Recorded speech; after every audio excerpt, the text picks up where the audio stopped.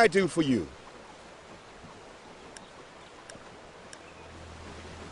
Whoa, whoa, you know what? This game needs a lot of things. More clothing for its protagonist.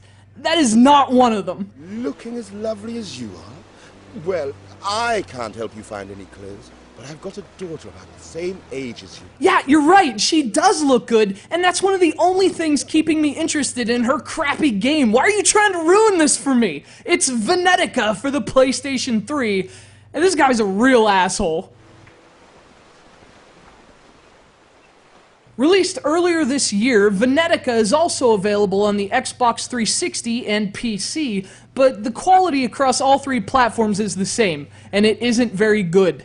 The content of the game aside, VENETICA is an unpolished mess. The animations are laughable, the lips are only synced up to the dialogue on occasion, and the frame rate is just a total wreck. VENETICA is a budget title, and in terms of its production value, it definitely lives up to the billing.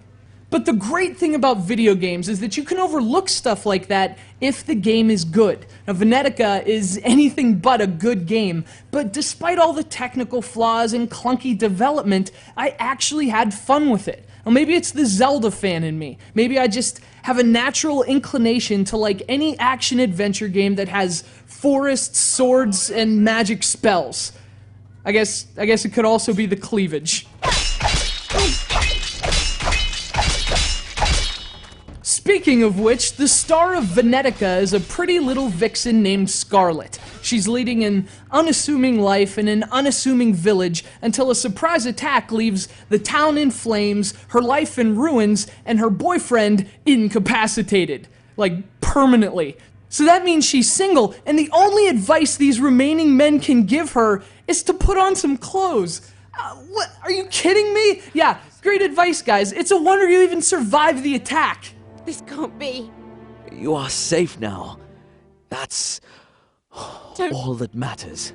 So VENETICA is another garden variety action-adventure RPG. You're accepting quests, you're exploring a forested world, and you're slicing up bad guys with swords. It's all pretty standard stuff, but the thing is, that's actually part of its charm. Whether it's a product of a deliberate design choice or the product of its unpolished and outdated look, VENETICA has a kind of old-school vibe you can't help being charmed by. Now, Scarlet herself has very little to do with that. Now, her other appeals aside, she doesn't have a whole lot of character appeal, but VENETICA gets around that by utilizing a branching story that progresses based on the morality and choices of the player. Scarlet is an extension of your own personality to a degree. Think games like Mass Effect, for example. Now, it's hardly an original concept, and the novelty has long since worn off, but it's been copied so much because it works, and it really does add a lot to VENETICA. You will pay for your treason. Draw your weapon so you can die like a man.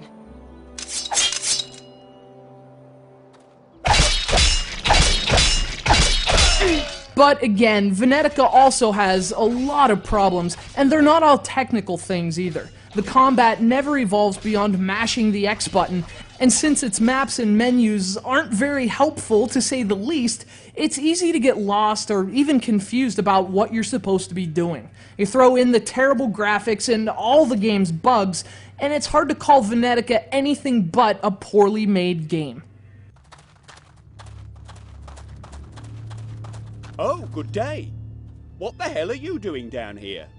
Listen, you definitely get what you pay for with this game in terms of polish, but at the same time, you're also getting a decent action RPG with about 30 hours of gameplay and a very old-school feel. If you're okay overlooking its many flaws, VENETICA honestly isn't a bad option for a Zelda-like experience, but with a lot more leveling up and a lot more skin. Ooh, Scarlet. Put on more clothes. Are you kidding me?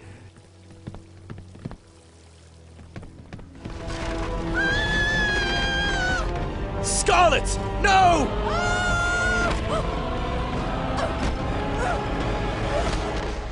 Stay there! I'll be with you in a moment.